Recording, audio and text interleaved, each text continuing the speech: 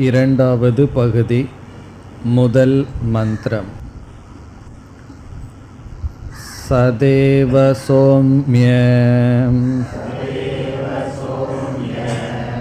இதமக்ர ஆசீத் ஏகமேவாத்விதீயம்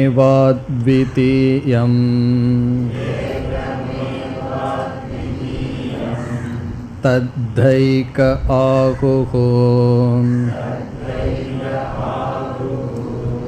அசதேவ இதமக்ர ஆசீத்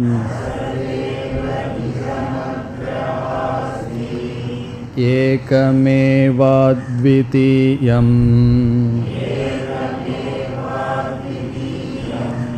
தஸ்மாத் அசதஹ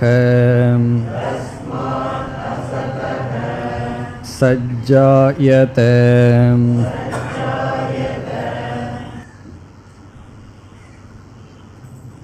சென்ற வகுப்புகளில் சதேவ சோம்ய இதமக்ர ஆசீத் ஏகம் ஏவ அத்விதீயம் இந்த வாக்கியத்தினுடைய விசாரத்தை செய்து வந்தோம். நாம் பார்த்த கருத்துக்களை சுருக்கமாக ஞாபகப்படுத்தி கொள்ளலாம். இதம் ஜெகத்து, இந்த உலகமானது, இதம் என்பது நம்முடைய அனுபவத்திற்கு இருக்கின்ற இந்த உலகமானது தோன்றுவதற்கு முன் சத் ஏவ ஆசீத், அது சத்தாகவே இருந்தது. அப்பொழுது ஒரு கேள்வியை கேட்டோம். இந்த உலகம் தோன்றுவதற்கு முன் சத்தாக இருந்தது என்றால் இப்பொழுது அசத்தாக இருக்கின்றதா? அதற்கு நாம் பார்த்த பதில் சத் ஏவ ஆசித், சத்தாகவே இருந்தது. இப்பொழுதும் சத்தாக இருக்கின்றது. பிறகு என்ன வேறுபாடு என்றால் இப்பொழுது நாமரூபங்களுடன் கூடிய சத்தாக இருக்கின்றது. இதற்கு முன் கேவல சத்தாக இருந்தது, வெறும் சத்தாக மட்டும் இருந்தது. இதற்கு உதாரணம், பானைகளை பார்த்து மாலை வேளையில் ஒருவன் கூறுகின்றான், காலையில் இந்த பானைகள் களிமண்ணாகவே இருந்தது. காலை பொழுதில் இந்த பானைகள் களிமண்ணாகவே இருந்தது என்றால் இப்பொழுதும் களிமண்ணாகவே இருக்கின்றது. பிறகு அந்த களிமண்ணுடன் நாம ரூபங்கள் சேர்க்கப்பட்டுள்ளது. இந்த வாக்கியத்தை எடுத்துக்கொண்டு நாம் எப்படி அணுகினோம் என்றால், களிமண் என்ற ஒரு தத்துவம், அதனுடன் சேர்க்கப்பட்ட நாம ரூபங்கள், அந்த நாமரூபங்களுடன் கூடி தெரிந்து கொண்டு இருப்பது, அதாவது பானைகளாக இருப்பது. பிறகு இந்த நாமரூபங்களெல்லாம் களிமண்ணுக்குள் வெளித்தோற்றத்திற்கு வராத நிலையில் இருந்தன. காரணம், நாம் ஒரு கேள்வியை கேட்டோம், விதவிதமான பானைகள் செய்ய எங்கிருந்து நாமரூபங்கள் வந்தன என்றால் அது களிமண்ணுக்குள்ளேயே வெளித்தோற்றத்திற்கு வராத நிலையில் இருந்தன. ஆகவே 3 தத்துவங்கள் நாம் சென்ற வகுப்பில் அறிமுகப்படுத்தி பார்த்தோம். ஒன்று களிமண், இனி ஒன்று வெளித்தோற்றத்திற்கு வராத நாமரூபம், இனி ஒன்று வெளித்தோற்றத்திற்கு வந்த நாமரூபம். இந்த உதாகரணத்திலிருந்து இங்கு வந்தால், சத் என்று ஒரு வஸ்து, ஒரு பொருள், மெய்ப்பொருள், அந்த சத்திடம் வெளித்தோற்றத்திற்கு வராத நாமரூபங்கள் இருந்தன. பிறகு அந்த நாமரூபங்கள் வெளித்தோற்றத்திற்கு வந்ததுதான் இந்த ஜெகத் என்று சத் அவ்யக்த நாமரூபம், வியக்த நாமரூபம் என்று பார்த்தோம். இதில் சத் என்பது ஒரு வஸ்து, அதை சார்ந்து 2 விதமாக இருக்கின்ற நாமரூபங்கள் இருக்கின்றன. வெளித்தோற்றத்திற்கு வராத நாமரூபங்களும் வெளித்தோற்றத்திற்கு வந்த நாம ரூபங்களும் சத் என்ற ஒரு வஸ்துவை சார்ந்து இருக்கின்றன. இந்த கருத்தை மனதில் கொண்டால் நாம் வேதாந்தத்தில் பாதி தூரம் பயணம் செய்து விட்டோம் என்று பொருள். எப்படி இதை புரிந்து கொள்வது என்றால், உதாகரணத்திற்கு செல்லலாம்.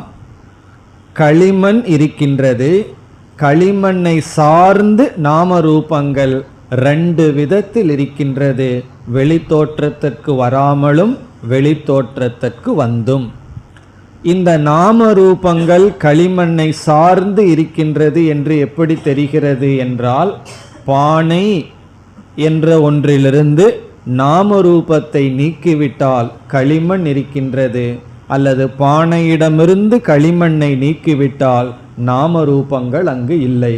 ஆகவே நாம ரூபங்கள் களிமண்ணை சார்ந்திருப்பது போல் சத்தை சார்ந்து இருக்கின்றது.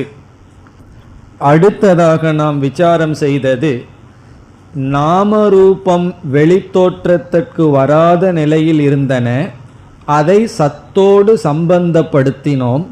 அதையும் சத்தோடு சம்பந்தப்படுத்தாமல் இந்த சத் என்ற ஒரு தத்துவத்தினுடைய லட்சணம் என்ன, கேவல சத்தினுடைய சொரூபம் என்ன என்ற விசாரத்தை செய்தோம். இங்கு உபனிஷத் ஏகம் ஏவ அத்விதீயம் என்ற ஒரு லட்சணத்தை கொடுத்தது. நாம் சில சொற்களில் அந்த லட்சணத்தை பார்த்தோம். நிர்விசேஷம், சர்வகதம், நிரஞ்சனம் என்றெல்லாம் சில லட்சணங்களை பார்த்து முடித்தோம். இத்துடன் இந்த வாக்கிய விசாரம் இப்பொழுது முடிவடைகிறது. மீண்டும் இந்த வாக்கியத்தை நாம் பார்த்தால், சத் என்பதுதான் இருந்தது, இந்த உலகம் சத்தாகவே இருந்தது. அந்த சத்தினுடைய சொரூபம் ஏகமேவ அத்விதீயம், மூன்று விதமான பேதங்கள் ரகிதம், மூன்று விதமான பேதங்கள் அற்றது என்று பார்த்து முடித்தோம். இந்த வாக்கியம்தான் 7வது பகுதி வரை, 7வது செக்ஷன் வரை ஆதாரமாக இருக்கின்ற வாக்கியம். இதை நாம் சூத்திர வாக்கியம் என்று நாம் பார்த்தோம். உபனிஷத் இந்த இடத்தில்தான் ஆரம்பம் ஆகின்றது. 6வது அத்தியாயத்தினுடைய முதல் செக்ஷன் முகவுரை போல் குரு சிஷ்யனுடைய அறிமுகம். பிறகு இந்த 2வது பகுதியில் இந்த வாக்கியம்தான் முக்கியமான வாக்கியம் என்று பார்த்து முடித்தோம். இப்போ இந்த வாக்கியத்தை நம்ம எப்படி மனதில் புரிந்து கொள்ள வேண்டும், அல்லது இந்த வாக்கியத்திலிருந்து என்ன கருத்து நமக்கு கிடைத்தது என்றால், ஒரு வஸ்து இருக்கின்றது, சத்தியமான ஒரு பொருள் இருக்கின்றது, அதற்கு உபனிஷத் இங்கு சத் என்று சொல்கின்றது. அதனால்தான் இந்த அத்தியாயத்தை நாம் சத்வித்யா என்று பரம்பரையில் அழைத்து வருகின்றோம். அந்த சத்துக்கு, நிர்குணமாக இருக்கின்ற அந்த சத்துக்கு என்னென்ன லட்சணம் என்பது மனதில் இருக்க வேண்டும். அந்த சத்தை சார்ந்து வெளித்தோற்றத்திற்கு வந்த, வெளித்தோற்றத்திற்கு வராத நாமரூபங்கள் இருக்கின்றன. இதுதான் இதனுடைய சாரம். இந்த முதல் வரியினுடைய சாரம் என்னவென்றால், சத் என்பது ஒரு தத்துவம், அந்த தத்துவத்தை சார்ந்தே நாம ரூபங்கள் இருக்கின்றன. இனி இதற்கு விளக்கமாகத்தான் மற்ற பகுதிகள் வர இருக்கின்றது. இதோடு இந்த வாக்கிய விசாரம் முடிவடைகின்றது. இனி நாம் அடுத்த வரிக்கு செல்ல வேண்டும். அடுத்த பகுதியில் உபனிஷத் என்ன செய்கின்றது, உபனிஷத்தே ஒரு சந்தேகத்தை நமக்குள் உருவாக்கி அந்த சந்தேகத்தை நீக்குகின்றது. நாம் எந்த ஒரு தவறை செய்ய வாய்ப்பு இருக்கும் என்று உபனிஷத்தே பார்த்து இந்த தவறு வரக்கூடாது என்று நீக்குகின்றது. இப்போ சந்தேகத்தை நீக்குகின்ற பகுதியை நாம் மனனம் என்று சொல்லலாம். இந்த வாக்கியம் புரிஞ்சிடுதுன்னா சிரவணம். பிறகு ஒரு சந்தேகம் வரலாம், அந்த சந்தேகத்தை உபனிஷத்தே உருவாக்கி நீக்குகின்றது.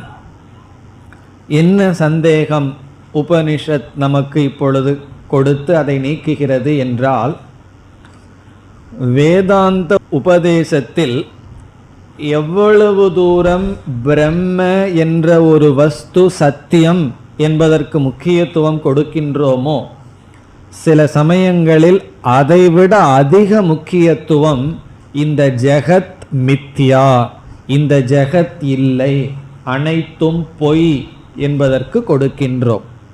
பிரம்ம சத்தியம், ஜெகன் மித்யா. இதில் சத்தியத்துவத்துக்கு வலியுறுத்துவதைப் போல மித்யாத்துவத்திற்கும் வலியுறுத்துகின்றோம். மித்யா என்பதனுடைய லட்சணத்தை பலமுறை பார்த்திருக்கோம். கடைசியா பிண்டார்த்தக அப்படின்னு சொல்லுவாங்க. பிடிச்சு சொன்னோம்னா மித்யா என்றால் அசத்து தான். நமக்கு தெரியுது ஆனா இல்லை, அது மித்யான்னு சொல்லிட்டு இருப்போம். ஆனா உண்மையிலேயே மித்யா என்றால் இல்லாதது. பிறகு இல்லாததுங்கிறத நீங்க அசத்துனே சொல்லிட்டு போலாமே, ஏன் மித்யா என்று சொல்கிறீர்கள் என்றால், அது இல்லாதது ஆனால் இருக்கிறது போல் தெரிந்து கொண்டு இருக்கின்றது. இப்ப இல்லாமல் இருந்து இருக்கிறது போல தெரிகிறதத்தான் நாம மித்யான்னு சொல்றோம். ஆகவே மித்யா என்றால் அசத், ஒன்றும் இல்லை. இப்ப இதற்கு நம்ம முக்கியத்துவம் கொடுக்கும் பொழுது நம்ம மனதில் ஒரு சந்தேகம் வரலாம். எல்லாத்தையும் இது அல்ல, இது உண்மையல்ல, இது உண்மையல்ல என்று நீக்கினால் அதிஷ்டானம் சூன்யம்தான், அசத்து தான் என்ற எண்ணம் நமக்கு வரலாம். இது உண்மையல்ல, இது உண்மையல்ல என்றெல்லாம் நீக்கி வந்தால் எல்லாத்தையும் பொய்ன்னு சொல்லிடுறோம். ஆகவே நம்ம மனசில் என்ன சந்தேகம் வரலாம்? சூன்யந்தான் எஞ்சி நிற்கின்றது, ஒன்றுமே இல்லை, அசத்து தான் அனைத்திற்கும் ஆதாரம், இல்லாததிலிருந்து எப்படியோ இவைகள் தோன்றின என்ற தத்துவத்திற்கு நாம் வரலாம்.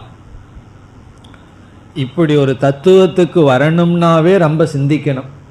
தப்பு பண்ணுறதுக்கே ரொம்ப நம்ம சிந்திக்கணும். ஆகவே இந்த பௌத்த மதத்தில் இருப்பவர்கள் என்ன செய்தார்கள்?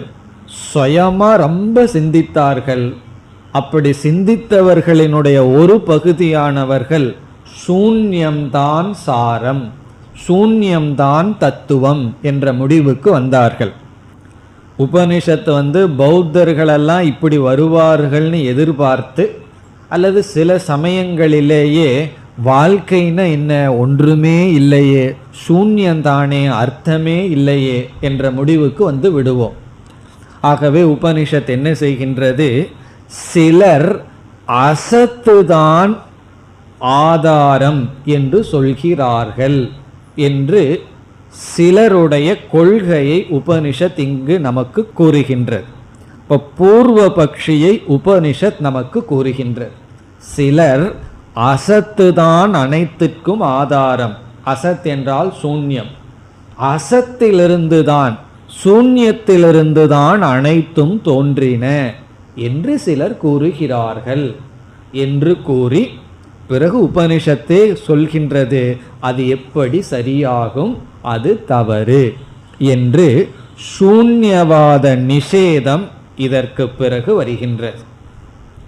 இந்த முதல் மந்திரத்தில் சூன்யவாத அறிமுகம், அடுத்த மந்திரத்தில் சூன்யவாத நிஷேதம். சூன்யவாதம்னு என்ன? எதுவுமே ஆதாரம் கிடையாது, எல்லாம் யோசிச்சு பார்த்தா கடைசியில் ஒன்றுமே இல்லை அப்படி நமக்கு சொல்ல தோன்றும். சில சமயங்களில் அப்படி ஒரு உணர்வு அல்லது சிந்தனை வரலாம். அந்த பூர்வ பட்சமானது இங்கு நீக்கப்படுகின்றது. ஆகவே இந்த முதல் மந்திரத்தில் இனி பூர்வ பட்சம் அறிமுகப்படுத்தப்படுகிறது, சந்தேகம் அறிமுகப்படுத்தப்படுகிறது.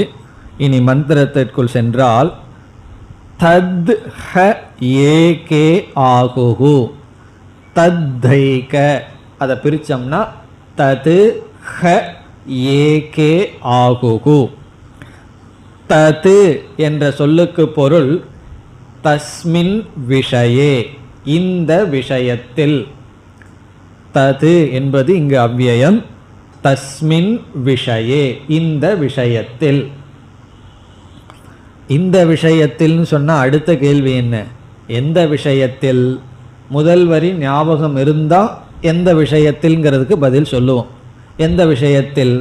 சதேவ சௌமிய இதமக்ர ஆசீத் என்ற விஷயத்தில். இவைகளெல்லாம் சத்தாகவே இருந்தது, அனைத்திற்கும் ஆதாரம் சத்துதான் என்ற விஷயத்தில்.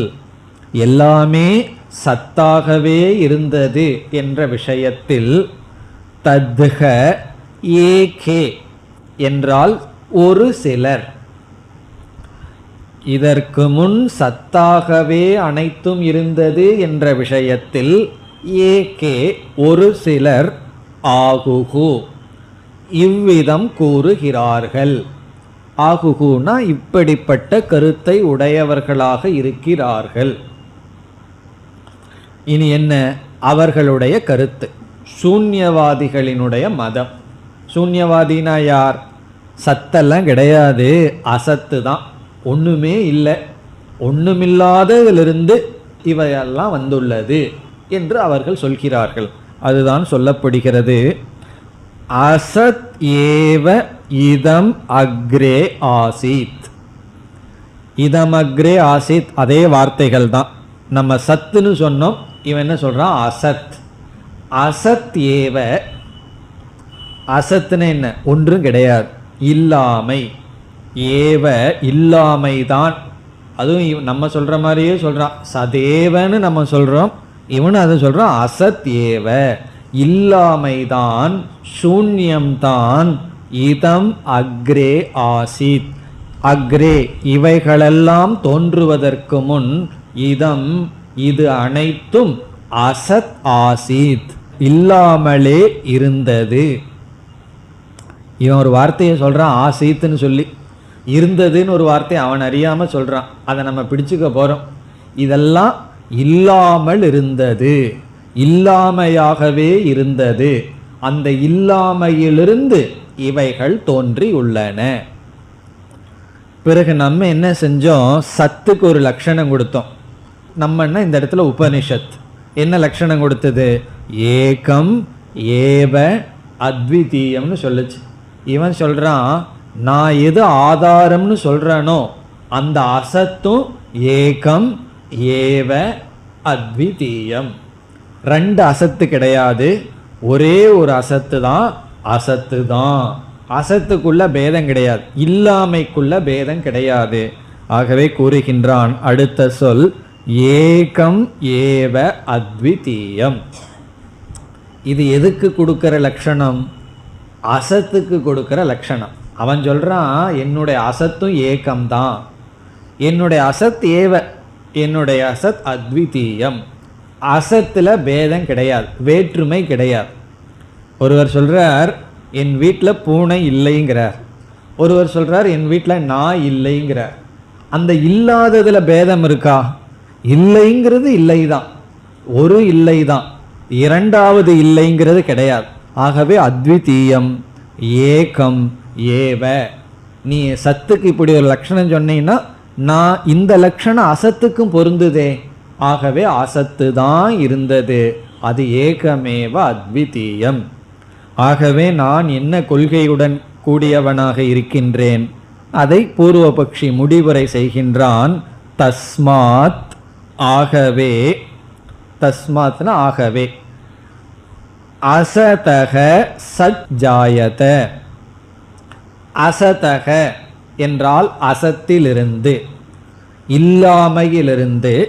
சத் என்றால் இப்பொழுது இருக்கின்ற இந்த உலகம். சத்துனா இப்பொழுது அனுபவிக்கின்ற இந்த உலகம். ஜாயத தோன்றின, அஜாயத என்று பொருள். தோன்றின, தோன்றின இல்லாததிலிருந்து இந்த இருப்பானது தோன்றின. இருப்புனா இப்போ இது இருக்கு அது இருக்குன்னு நம்ம சொல்லிட்டு இருக்கிறோம் அல்லவா. இந்த உலகமானது தோன்றின. எதிலிருந்து? இல்லாததிலிருந்து தோன்றின. இப்போ இந்த பகுதி என்ன? தத்தைக ஆகுகு என்பது உபனிஷத் நாம் நம்மை அறியாமல் அசத்து தான் அனைத்துக்கும் ஆதாரம் என்று நினைத்து விடுவோம். அப்படி நினைக்க கூடாது. இந்த உலகத்தை அசத்துன்னு சொல்றமே தவிர அசத்தான இந்த உலகம் சத்தான பிரம்மத்தை சார்ந்திருக்கிறது. கடைசி அதிஷ்டானம் சத், பாசிட்டிவ், அதாவது நெகட்டிவா உலகத்தை சொல்றோம். பிரம்மத்துக்கு போகும்போது நேர்முகமான இருத்தல் என்ற ஒரு வஸ்து நம்ம சொல்றோம். இந்த பூர்வபக்ஷி இப்படி சொல்கின்றான். இனி அடுத்த மந்திரத்தில் உபனிஷத்து இது தவறு, இப்படி நாம் நினைக்க கூடாது என்று பூர்வபக்ஷத்தை உபனிஷத் நீக்குகின்றது. இரண்டாவது மந்திரம். இப்போ முதல் மந்திரத்தில் என்ன சாரம்? சதேவ சௌமிய இதமக்ர ஆசீத்துங்கிறது அறிமுகம், சூத்திர வாக்கியம். அதை உடனடியாக விளக்கம் வருவதற்கு முன், இந்த சத்தை எடுத்துட்டு விளக்குவதற்கு முன் ஒரு பூர்வ பட்சத்தை அறிமுகப்படுத்தி உபனிஷத்தானது நீக்குகிறது. பிறகு என்ன செய்யும்? சதேவ சௌமியங்கிற வார்த்தையானது விளக்கத்துக்கு எடுத்துக்கொள்ளப்படும். உபனிஷத்தினாலேயே அந்த வாக்கியம் எடுத்துக்கொள்ளப்படும். இனி இரண்டாவது மந்திரம் பூர்வ பட்சத்தை உபனிஷத்தே நீக்குகின்றது. குதஸ்து கலு சௌம்யம் ஏவம் ஸ்யாத் இதி கோவாச்ச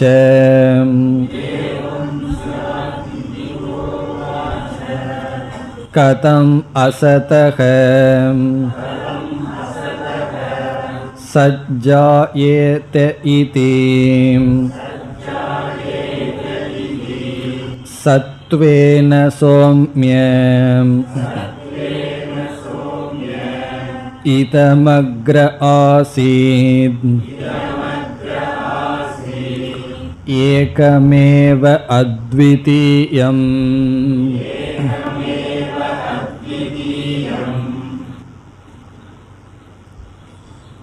இந்த இரண்டாவது மந்திரம் பூர்வ பட்சத்தை நீக்குகின்றது. இங்கு உபனிஷத் இந்தந்த காரணத்தினால் அசத்தானது அதிஷ்டானம் அல்ல என்று சொல்லவில்லை. அது தப்பு, அவ்வளவுதான் உபனிஷத் சொல்கிறது. அது எப்படி சாத்தியமாகும் என்பதோடு உபனிஷத் விட்டு விடுகின்றது. குதக கலு ஏவம் ஸ்யாத். குதக என்றால் எப்படி, குதஸ்து கலு, கலுங்கிறதெல்லாம் அலங்காரத்துக்காக சொல்லப்படுறது. சில சமயம் சில உணர்வுகளை வெளிப்படுத்தும் பொழுது சில வார்த்தைகள் எல்லாம் நம்ம சொல்லுவோம். அப்படி குதக து கலு, எப்படித்தான், ஏவம் ஸ்யாத், இப்படி இருக்க முடியும். அது எப்படி இப்படி இருக்க முடியும் என்றால் இப்படி இருக்க முடியாது. எப்படி? அசத்து அதிஷ்டானமாக இருக்க முடியாது என்று உபனிஷத் அதிக காரணங்களையெல்லாம் கொடுக்கவில்லை.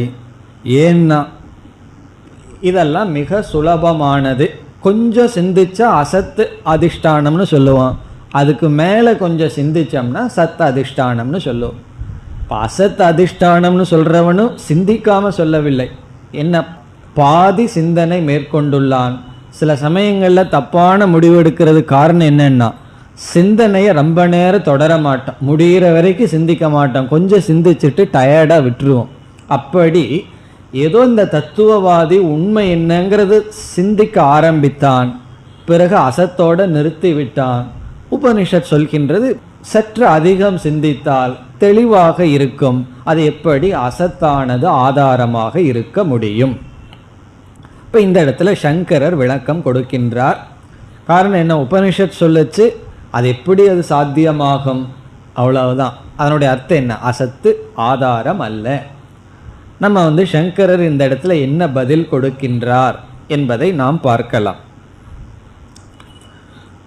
சூன்யம் ந தத்துவம், அசத் ந தத்துவம். அசத்தானது அதிஷ்டானம் ஆதாரம் அல்ல. அதற்கு நம்ம 3 விதமான காரணத்தை இப்பொழுது பார்க்கின்றோம். அசத் அதிஷ்டானம் அல்ல. இப்போ முதல் என்னவென்றால், இந்த பூர்வபக்ஷியே சொன்னான் அசத் ஏவ இதம் அக்ரே ஆசீத். அவனுடைய வாக்கியத்தை எடுத்துட்டு அதில் ஒரு தவறை நாம் காட்டுகின்றோம். அசத்து தான் இதற்கு முன் இருந்தது. அந்த அசத் எவ்வளவுன்னு சொன்னா ஏகம் ஏவ அத்விதீயம்னு சொல்றான். அசத் ஒன்று என்று அவன் சொல்கின்றான். இப்ப நம்ம என்ன சொல்றோம், அசத்துக்கு எண்ணிக்கையுடன் சம்பந்தம் என்றைக்கும் நடக்காது. அசத்துக்கு எண்ணிக்கையுடன் சம்பந்தம் என்னைக்குமே வராது. அசதக சங்கியா சம்பந்த அபாவாத். சமஸ்கிருதத்தில் சொல்லணும்னா அசதக சங்கியா சம்பந்த அபாவாத். சங்கியான எழுத்துக்கள், சங்கியா என்றால் 1 2 3 என்று சொல்ற நம்பர்ஸ். சம்பந்தம்னா எண்ணிக்கையோடு சம்பந்தப்படுத்துவது அசத்திற்கு நடைபெறாது. இப்போ அசத்துக்கு ஒன்றுன்னு சொல்ல முடியாது, இரண்டுன்னு சொல்ல முடியாது, எந்த எண்ணிக்கையும் சொல்ல முடியாது. ஆனால் சத்துக்கு சொல்லலாம், ஒன்றுன்னு சொல்லலாம், ரெண்டுன்னு சொல்லலாம், மூன்றுன்னு சொல்லலாம். எப்படின்னா நமக்கு ஒரே ஒரு சூரியன் இருக்கின்றது அப்படின்னு சொல்லலாம். அல்லது மனுஷனுக்கு ஒரே தலை தான், 2 கண்கள், இப்படியெல்லாம் நம்ம சொல்லலாம். எப்பொழுது எண்ணிக்கையை சொல்கிறோமோ அது ஒன்றாக இருந்தாலும் ஒன்றுன்னு சொல்கிறதுல தப்பு கிடையாது. இப்போ சூரியன் ஒன்று தானே இருக்கு, ஏன் ஒரு சூரியன்னு நீங்கள் சொல்கிறீர்கள்னு ஒரு கேள்வி வரலாம். சூரியனுடைய பிரதிபிம்பத்தை ஒரு குழந்தை பார்க்குது, 10 பானை இருக்கு, 10 சூரியனை பார்க்குது, உடனே சொல்லலாம் இருக்கிறது ஒரே ஒரு சூரியன் தான். இவைகளெல்லாம் வெறும் தோற்றம்னு சொல்லி அந்த ஒன்று பலவாக தெரியும் பொழுது அந்த இருக்கிறத நம்ம ஒன்று தான் என்று சொல்ல முடியும். இல்லாத விஷயத்துல ஒன்று என்ற சம்பந்தத்தை நாம் கூற முடியாது. ஆகவே அசத்துக்கு எண்ணிக்கையுடன் சம்பந்தம் என்றும் நடைபெறாது. நீ என்ன சொல்ற, ஒன்று ஏகம் ஏவ அத்விதீயம்ங்கிற லட்சணத்தை எல்லாம் அசத்துக்கு சொல்ற, அசத்துக்கு அந்த சம்பந்தம் நடக்காது. இது முதல். இனி அடுத்தது என்னவென்றால், அசத்துக்கு கால சம்பந்தமும் நடைபெறாது. இல்லாததுக்கு நம்ம காலத்தோடு சம்பந்தப்படுத்த முடியாது. இது முதல் சொன்னது எண்ணிக்கை, இரண்டாவது சொல்றது கால சம்பந்தம். பூர்வபக்ஷி எங்க சொல்லியிருக்கான் கால சம்பந்தத்தை? அசத் ஏவ ஆசீத், அசத்து தான் இருந்ததுன்னு சொல்லி காலத்தை அவன் சம்பந்தப்படுத்துகின்றான். இல்லாத ஒன்றுக்கு, முழுமையா இல்லாத ஒன்றுக்கு இறந்த காலத்துடனோ நிகழ்காலத்துடனோ எதிர்காலத்துடனோ சம்பந்தப்படுத்த முடியாது. நாசமாய் போனதுக்கு சம்பந்தப்படுத்தலாம், ஆனால் முழுமையாகவே இல்லாத ஒன்றுக்கு சம்பந்தப்படுத்த முடியாது. இல்லையே என்னுடைய வீட்டில் ஒருவரோ ஒரு பொருளோ இருந்தது, அது இறந்து விட்டது சென்று விட்டதுன்னு கால சம்பந்தப்படுத்துகிறேன்னா நாசத்திற்கு காலத்தை சொல்லலாம், அசத்திற்கு சொல்ல முடியாது. இந்த காலத்தில் அது அழிஞ்சதுன்னு சொல்லலாம், உருமாறியதுன்னு சொல்லலாம். இல்லாமையே இருக்கின்ற அசத்துங்கிற ஒரு தத்துவத்திற்கு கடந்த காலம் நிகழ்காலம் எல்லாம் சொல்ல முடியாது. கால சம்பந்தம் இருக்கிற வஸ்துவுக்கு தான் நடைபெறும். அந்த கால சம்பந்தம் பிறந்தது, இந்த நாளில் இது பிறந்தது இருக்கிற வஸ்துவுக்கு, இந்த நாளில் இது வளர்ந்தது, இந்த நாளில் இது இறந்தது என்று பிறப்பு இறப்பு இதெல்லாம் இருக்கிற பொருளுக்கு சொல்லலாமே தவிர இல்லாத ஒன்றுக்கு கால சம்பந்தத்தை கூற முடியாது. இப்போ இந்த ரெண்டும் சேர்ந்து நம்ம ஒரு பாயிண்ட்டை எடுத்துக்கிறோம். சங்கரர் சொல்றார், அசதக சங்கியா கால சம்பந்த அபாவாத். கால சம்பந்தத்தையும் எண்ணிக்கைங்கிற சம்பந்தத்தையும் அசத்திற்கு சொல்ல முடியாது. உன்னுடைய வாக்கியத்தில் நீ சொல்லியிருக்க அசத் ஏவ இதம் அக்ரே ஆசீத். இந்த ஆசீத்துங்கிறதுல கால சம்பந்தமும் ஏகமேவா அத்விதீயம்ங்கிறதுல எண்ணிக்கை சம்பந்தமும் படுத்தியுள்ளாய், அது தவறு. பிறகு இரண்டாவது கேள்வி சங்கரர் கேட்கின்றார், இந்த அசத் ஆதாரம், சூன்யம்தான் ஆதாரம், வேறு ஒன்றும் இல்லை என்று ஒருவன் கூறுகின்றான் அல்லவா, அவனை நிராகரிக்க முடியாது.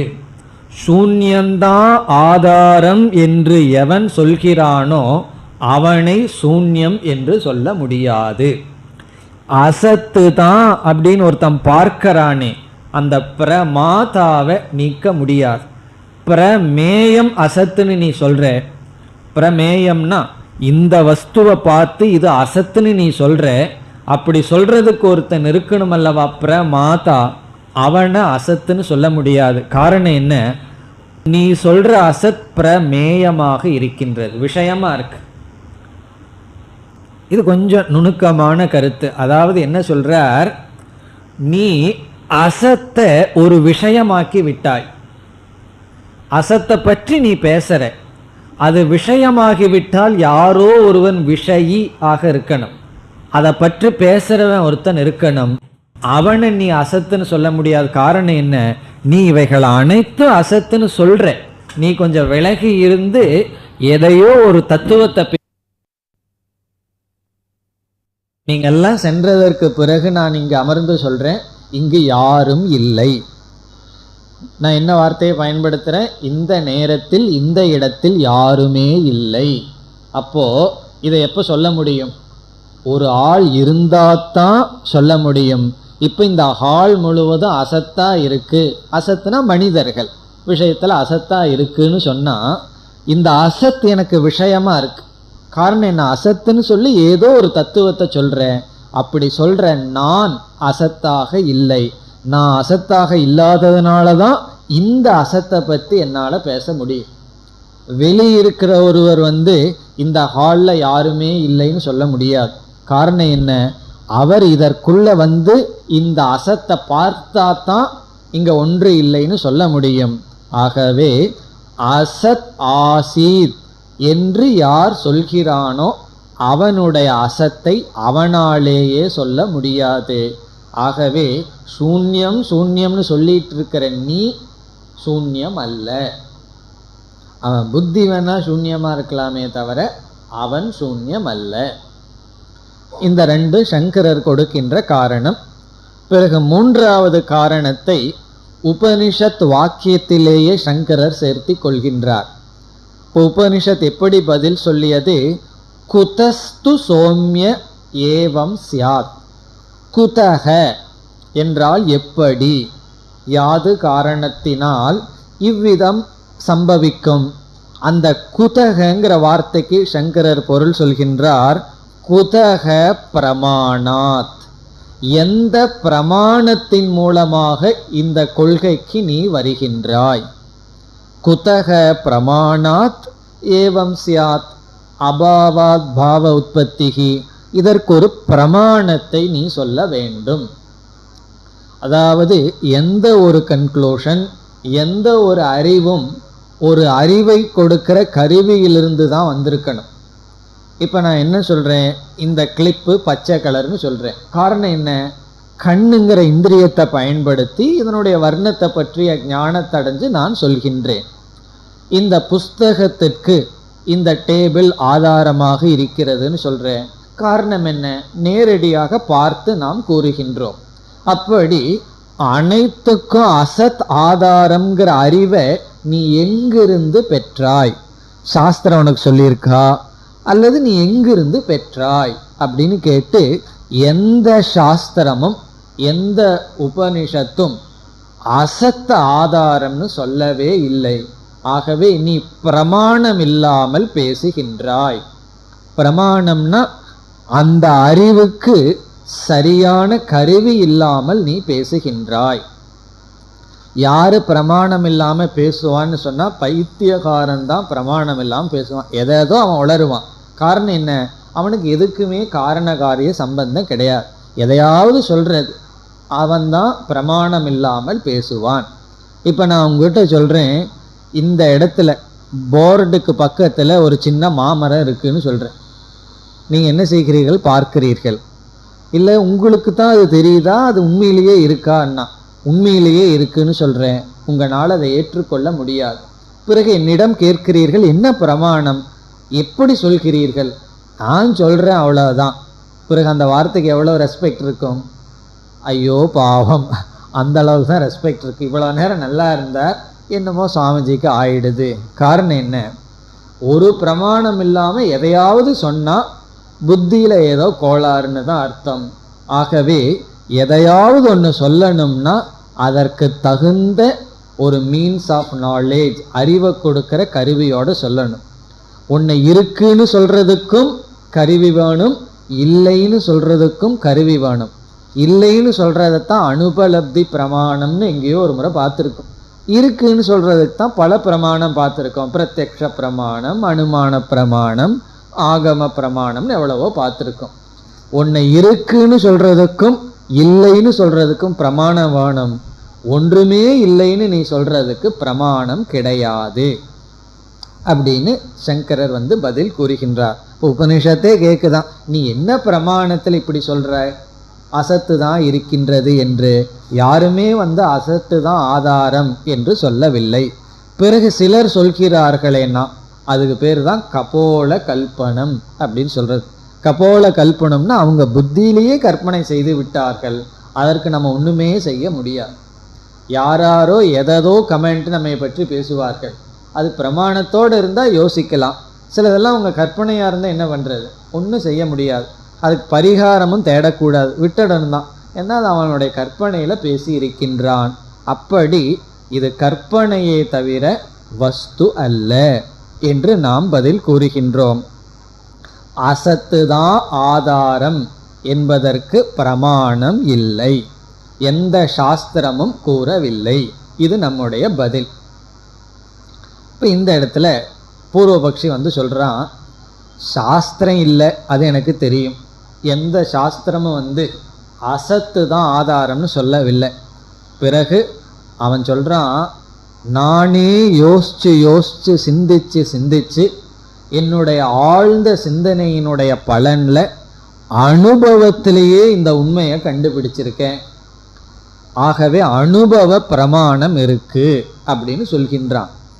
சாஸ்திரம் இதுக்கு பிரமாணம் இல்லை, ஆனால் என்னுடைய அனுபவ பிரமாணம் இருக்கு. நல்லா யோசித்து, சும்மா இல்லை, ரொம்ப யோசித்ததற்கு பிறகு நான் அனுபவத்திலேயே இந்த மாதிரி பார்த்துருக்கேன், அசத்திலிருந்து தான் எல்லாம் தோன்றி உள்ளது என்று பூர்வபக்ஷி சொல்கிறான். என்னுடைய அனுபவ பிரமாணம் இருக்கு. நம்ம என்ன சொல்கிறோம்? உனக்கு ஏதப்பா பிரமாணம்? யார் உனக்கு இந்த அறிவை கொடுத்தான்னா என்னுடைய அனுபவம் தான். உடனே நம்ம என்ன கேட்போம்? சரி, உன்னுடைய அனுபவத்தை தான் கொஞ்சம் சொல்லேன். எந்த அனுபவத்தை பார்த்து இந்த முடிவுக்கு வந்தாய்? அவனுடைய அனுபவத்தை சொல்கிறான். விதை இருக்கு, இந்த விதையிலிருந்து மரம் வரணும்னு சொன்னால் இந்த விதை அப்படியே இருந்துட்டா மரம் வருது? விதை நாசத்தை அடைஞ்சுதான், விதையினுடைய நாசத்தில் தான் மரமானது உருவாகிறது. ஆகவே பீஜ நாசத்திலிருந்து விருட்ச உற்பத்தி ஆகிறது. பீஜம்னா விதை, விதையினுடைய அழிவிலிருந்து தான் என்ன தோன்றுகிறது? மரமானது தோன்றுகிறது. நாசம் என்பது அபாவம், அசத்து.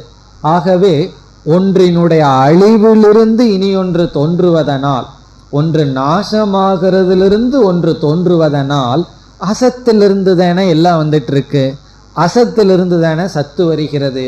இது என்னுடைய அனுபவம் அல்லவா?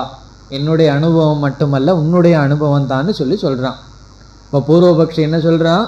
ஒரு பிரமாணமும் இல்லைன்னு சொன்ன உடனே ஸ்ருதி வேணா எனக்கு துணையாக இல்லை, ஆனால் அனுபவத்தில் பார்த்தா ஒன்றினுடைய நாசம்தான் இனியொற்றினுடைய தோற்றம். பாலினுடைய நாசம்தான் தயிரினுடைய தோற்றம். ஒன்று அழிஞ்சு அந்த அழிவினுடைய விளைவு தான் என்னன்னா இனி ஒன்றினுடைய தோற்றம், இனி ஒன்றினுடைய உற்பத்தி. ஆகவே நாசத்திலிருந்து, நாசத்தை அவன் உடனே அசத்துன்னு சொல்லிடுறான், அந்த அசத்திலிருந்து சத் உற்பத்தி ஆயுள்ளதல்லவா? அது அவனுடைய சிந்தனை. இந்த இடத்துல சங்கரர் பதில் சொல்லிட்டு வர்றார். நம்ம என்ன சொல்கிறோம்? அவனையே திருப்பி கேட்குறோம். விதையினுடைய உருவத்தினுடைய நாசம் ஏற்படுகிறதா? அதுக்கு பேர் சமஸ்கிருதத்தில் சம்ஸ்தானம் அப்படின்னு சொல்கிறது. சம்ஸ்தானம்னா ஃபார்ம், அமைப்பு. ஒவ்வொரு விதையும் ஒவ்வொரு ஃபார்மில் இருக்கும், ஒவ்வொரு விதமாக இருக்கும். ஒவ்வொரு விதையும் ஒவ்வொரு விதமான உருவம். சம்ஸ்தானம்னா ரூபம்னு அர்த்தம். சங்கரர் கேட்கிறார், இந்த விதையினுடைய ரூபத்தினுடைய அழிவு முன்னிட்டு மரம் வருதா, அல்லது இந்த விதைக்குள் இருக்கின்ற சில அவயவங்கள் அழிகின்றதா என்று அவனிடம் நாம கேட்கிறோம். விதையினுடைய ரூபம் அழிகின்றதா, விதைக்குள் இருக்கின்ற அவயவங்கள், அந்த பார்ட், அது அழிகின்றதா என்று கேட்டு நம்ம பதில் சொல்றோம், விதையினுடைய அவயவங்கள் அழிவதில்லை. விதைக்குள் இருக்கின்ற அவயவம் நீருடனும் மண்ணுடனும் சேர்ந்து வளர்கின்றது. அந்த விதைக்குள் இருக்கிற அவயவம் சீடு, அது அழிவதில்லை. சீடுக்குள்ள இருக்கிற சீடு, சீடுனுடைய ஃபார்ம் இருக்கே, அதுதான் அழிகின்றது. அவன் சொல்றான் அழியுதுன்னு, நம்ம சொல்றோம் ஆமா உன்னுடைய அனுபவத்துக்கு ஒன்று அழிகிற மாதிரி இருக்கு. அது என்ன, எது அழிகின்றது, எது நாசத்தை அடைகிறதுனா அந்த விதையினுடைய அமைப்பு தான் நாசத்தை அடைகிறதே தவிர அதற்குள் இருக்கின்ற அவயவம் நாசத்தை அடைவதில்லை. அது எப்படி சொல்றீங்க, விதைக்குள்ள ஒரு அவயவம் இருக்கு அது நாசத்தை அடைகிறது இல்லைன்னா, என்னால் அதையும் நாசத்தை அடைய வைக்க முடியும். ஒரு விதையை எடுத்து நான் வறுத்துட்டேன்னு வச்சுக்குவோமே, அந்த அவயவத்தையும் நான் அழிச்சிட்றேன், அதை நீ போட்டு அதிலிருந்து மரத்தை வரவை பார்ப்போன்னு நம்ம சொல்லுவோம். அப்போ விதைக்குள்ள ஏதோ ஒன்று இருக்கு, அதை நம்மால் அழிக்க முடியும். விதையை மாதிரி காட்சி அழிச்சிட்டு அதை அழிக்க முடியும். இப்போ அதை அழிக்காமலும் இருக்க முடியும். இப்போ அவயவ நாசம் அடையாமல் இருந்தால்தான் அதிலிருந்து மரம் வரும். ஆகவே விதைக்குள் இருக்கின்ற அவயவம் உறுப்புக்கள் அழிவதில்லை, அதனுடைய ஃபார்ம் தான் அழியுது. நாங்கள் அதை ஒத்துக்கிறோம், அந்த ஃபார்ம் அழியலாம், அழியட்டும், அது மித்தியா, அது அழியக்கூடியது தான். அந்த ஃபார்மிலிருந்து மரம் வரல, இருக்கின்ற சத் அவயவத்திலிருந்து சத் விருட்சமானது வருகின்றது. இருக்கின்ற அவயவத்திலிருந்து தான் வருதே தவிர அழிஞ்சு போகிற ரூபத்திலிருந்து வரவில்லை, விருட்சமானது வரவில்லை. அப்ப நம்முடைய பதில் என்ன, பூர்வபக்ஷியும் கொஞ்சம் சிந்திச்சிருக்கான். அவன் பார்க்கறான், விதையை அழிஞ்சதுனால தானே மரம் வருதுன்னா, மேலோட்டமா அந்த உருவம் தான் அழிஞ்சிருக்கு, அதற்குள் இருக்கிற அவயவம் அழியவில்லை. பிறகு மரத்துக்கு காரணம் அழிவிலிருந்து உற்பத்தியாகவில்லை, அழியாமல் இருக்கின்ற பகுதியிலிருந்து தோன்றியுள்ளது. இப்படி பதில் சொல்லிட்டு பிறகு அவனிடம் நாம கூறுகின்றோம், அசத்திலிருந்து ஏதாவது ஒன்று உற்பத்தி ஆகும்னு சொன்னா, பானை வர்றதுக்கு நம்ம கஷ்டப்பட்டு களிமண்ணை தேடி போக வேண்டிய அவசியமே இல்லை. ஆபரணங்கள் வர்றதுக்கு தங்கத்தை தேடிட்டு போக வேண்டிய அவசியமே இல்லை. காரணம் என்ன, அசத்திலிருந்து எது வேண்டுமானாலும் வரலாம்னு சொன்னா, இல்லாததிலிருந்து களிமண்ணும் வரலாம், தங்கமும் வரலாம், என்ன வேணாலும் வரலாம். ஆனா நமக்கு ஆபரணம் வேணும், தங்க ஆபரணம் வேணும்னா தங்கத்தை நாடி போறோம். ஆகவே அசத்திலிருந்து ஒன்று வருகிறதுன்னு சொன்னா, இது வர்றதுக்கு இதுதான் வேணும்னு நியமமே இருக்காது. மரத்துக்கு விதை வேணுங்கிற நியமமே இருக்காது. காரணம் என்ன, அசத்திலிருந்து தான் எது வேணாலும் வரலாமே, இப்ப விதை எதற்குனா, அதனால என்னன்னா இதிலிருந்து இது வரணுங்கிறதுக்கு இது தேவைங்கிற நியமம் இருக்காது. ஆனா இந்த உலகத்துல ஒன்று வரணும்னா இதுதான் தேவை என்ற நியமத்தை பார்க்கின்றோம். பிறகு இனியொரு காரணத்தையும் சொல்ற, அதுவும் முக்கியமான காரணம். அது என்னவென்றால், எது தோன்றியுள்ளதோ அந்த தோன்றியுள்ள இடத்தில் அதனுடைய காரணத்துவ புத்தி தான் நமக்கு என்றுமே இருக்கும். தோன்றியுள்ள வஸ்துவின் இடத்தில் அதனுடைய மூல காரணத்தினுடைய புத்தி தான் நமக்கு தொடரும். இது ஒரு நியமம். எப்படின்னா, பானைகளெல்லாம் களிமண்ணில் செய்யப்பட்டிருந்தா பானைகளை பார்க்கும் பொழுது நம்ம மனசுல களிமண் புத்தி தான் இருக்கு. தங்கத்துல ஆபரணங்கள் செய்யப்பட்டிருந்தால் ஆபரணங்களை பார்க்கும்போது தங்க புத்தி தான் இருக்கு. அப்படி காரியத்திற்குள் காரண புத்தி தொடரும். இது ஒரு நியமம். காரியத்துக்குள்ள விவகாரம் பண்ணும்போது நமக்கு காரண புத்தி தான் தொடரும். நீ இந்த உலகத்தை எதை எடுத்துட்டாலும் நமக்கு சத் புத்தி தொடர்கிறது. புஸ்தகம் இருக்கிறது, பேனா இருக்கின்றது, மைக் இருக்கின்றது, பில்டிங் இருக்கின்றது. என்ன புத்தி தொடருது? இருக்கிறது இருக்கிறது இருக்கிறதுங்கிற புத்தி தான் காரியத்தில் இருக்கு. அசத்திலிருந்து வந்திருந்தா புஸ்தகம் இல்லை, பேனா இல்லை, எது எடுத்தாலும் இல்லை இல்லைன்னு அசத் புத்தி தொடரணும். ஆனால் நமக்கு என்ன புத்தி தொடருது? இந்த உலகத்தில் சத் புத்தி தொடர்கிறது. ஆகவே சத் காரணம். இதுதான் சாலிடு லாஜிக். அதாவது அசத்திலிருந்து வந்திருந்தா எதையெல்லாம் பார்க்கறையோ அதில் அசத்து புத்தி தான் தொடரணும். சத்திலிருந்து வந்ததுனால நீ எதையெல்லாம் பார்க்கறையோ அதில் உனக்கு சத் புத்தி தான் இருக்கு. இது இருக்கு இது இருக்கு இது இருக்குன்னு அந்த இருத்தல் தொடர்கிறது. பிறகு நம்ம அவனை பார்த்து சொல்கிறோம், சூன்யந்தான் வந்ததுன்னு நீ சொல்கிறையே, அந்த இடத்துல உன்னை அறியாம சூன்யம் ஆசீத்துன்னு உனக்கே சூன்யத்தில் சத்புத்தி தான் இருந்திருக்கு, சூன்யம் இருந்ததுங்கிறான். அப்போ உன்னை அறியாமல் சூன்யங்கிற தத்துவத்திலையும் இருந்ததுங்கிற வார்த்தையை உன்னால் விட முடியவில்லை. ஆகவே சத் புத்தேகே அனுவர்த்தமானத்துவாத்துன்னு சொல்ற. சத்புத்தியே தொடர்றதுனால சத்து தான் ஆதாரம். இதற்கு மேலேயும் அவன் நான் ஒத்துக்க மாட்டேன்னு சொன்னா போன்னு சொல்லிட வேண்டியது தான். இவ்வளவுதான் நம்ம சொல்ல முடியும். இதற்குள்ள புரிஞ்சிட்டா நீ மீண்டும் தொடரு, இல்லைன்னா அசத்து தான் அசத்து தான்னு நீ இருந்து கொண்டு இரு. தீர்காயுஷ்மான்னு சொல்லிடுவோம், நீ இருப்ப. காரணம் என்ன? என்னை பொறுத்த வரைக்கும் நீ தான் அசத்துன்னு சொல்றியே தவிர நீயே சத்து தான் என்று விட்டு விடுகின்றோம். அப்போ பூர்வபக்ஷி பார்க்குறான், நம்ம தோல்வியை அடைஞ்சிட்டோம்.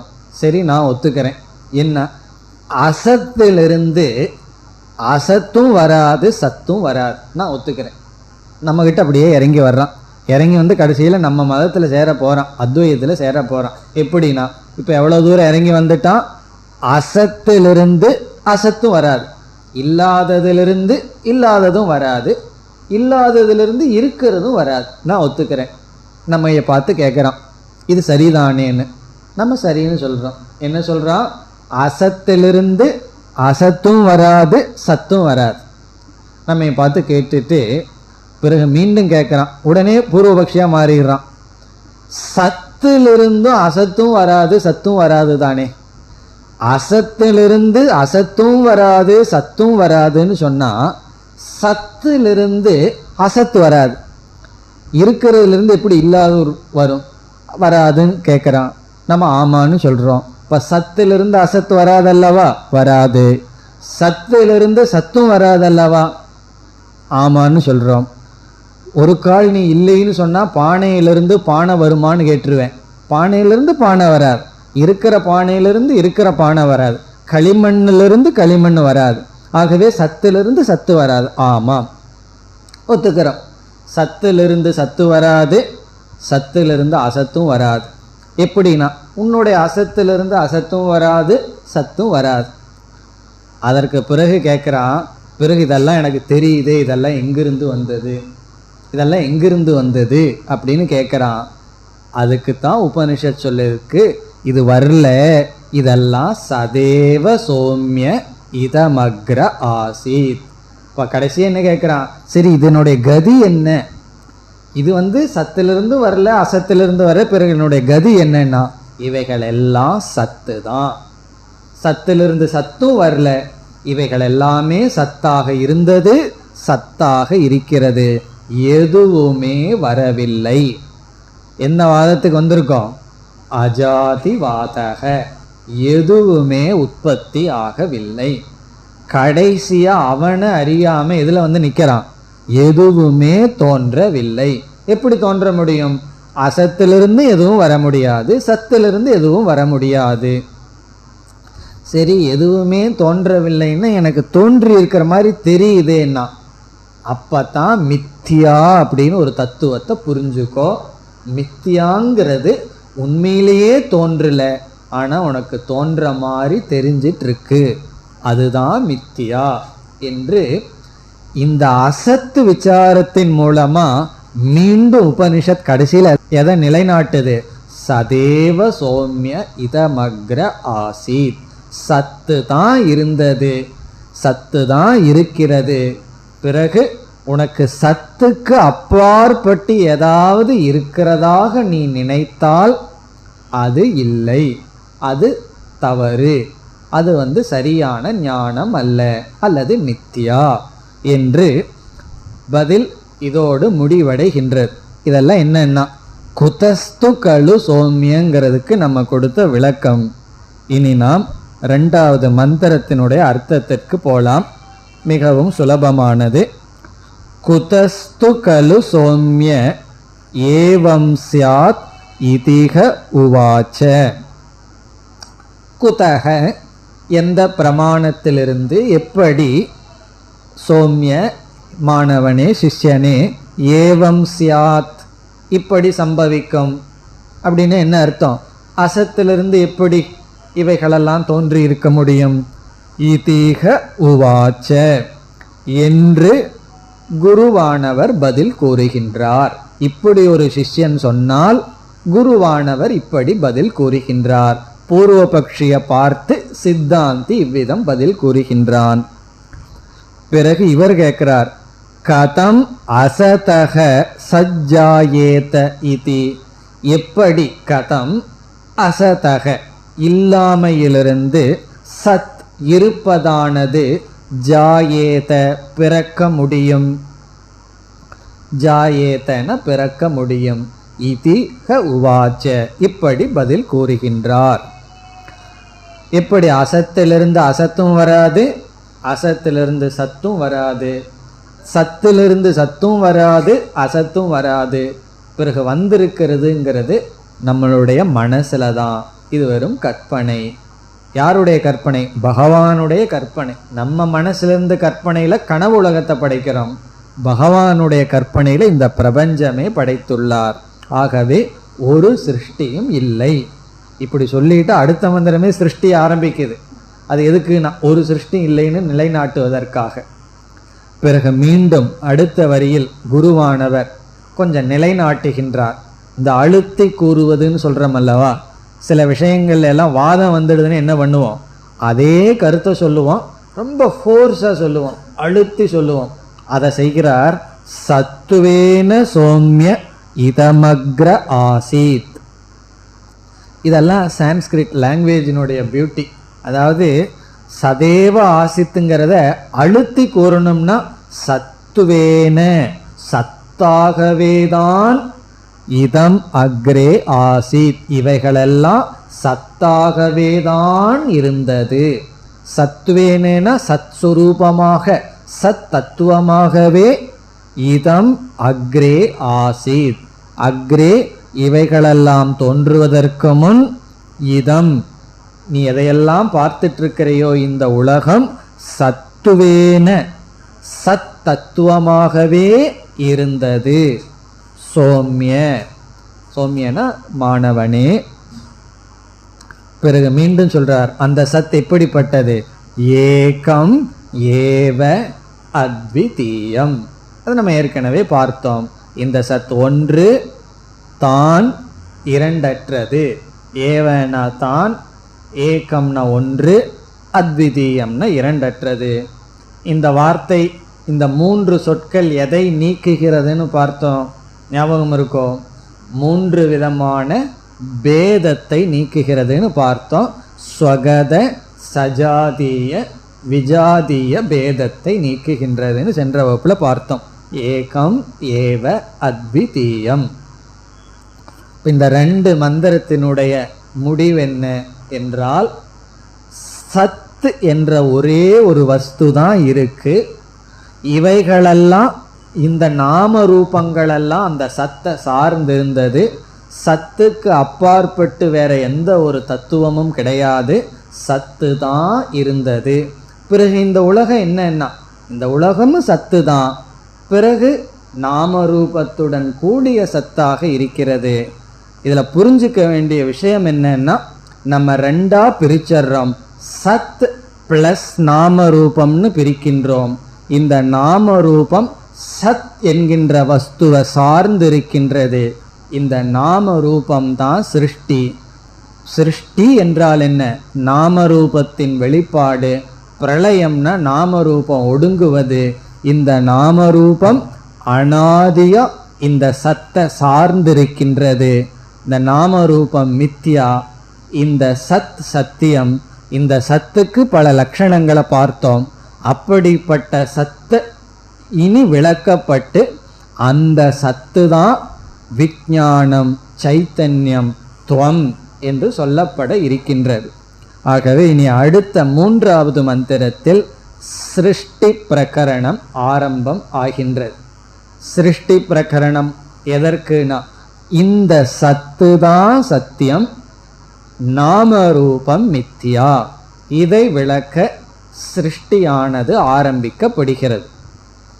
சிருஷ்டின்னு சொன்னா எல்லாம் வரும், பஞ்சபூதங்கள் எல்லாம் வரும். எந்தெந்த பூதங்கள், பிறகு உடல் பிறக்கிறது, இந்த உலகெல்லாம் எப்படி பிறந்ததுங்கிறதெல்லாம் மீண்டும் அந்த ஆரம்ப நிலைக்கு போய் கடைசியில் எதுக்கு வர்றோம்? சதைவ சௌமி இதமக்ர ஆசியத்துக்கு தான் வரப்போகிறோம். இப்போ ஆரம்பத்தில் ஹையஸ்ட் லெவலுக்கு வர்றோம், பிறகு லோயஸ்ட் லெவலுக்கு போயிடுறோம். மீண்டும் என்ன பண்ணுறோம்னா அந்த ஹையஸ்ட் லெவலில் போய் பிடிக்கிறோம். அப்படி சதைவ சௌமியன்னு ஆரம்பிக்கப்பட்டு பிறகு அசத்து சத்தியமாக இருக்கலாமாங்கிற சந்தேகம் நீக்கப்பட்டு இனி இந்த சதேவ சௌமி என்ற வாக்கியம் விளக்கப்படுகின்றது. அடுத்த வகுப்பில் அந்த விளக்கத்திற்கு செல்லலாம். ஓம் பூர்ணமத பூர்ணமிதம் பூர்ணாத் பூர்ணமுதச்யதே பூர்ணஸ்ய பூர்ணமாதாய பூர்ணமேவாவசிஷ்யதே. ஓம் சாந்தி சாந்தி சாந்தி.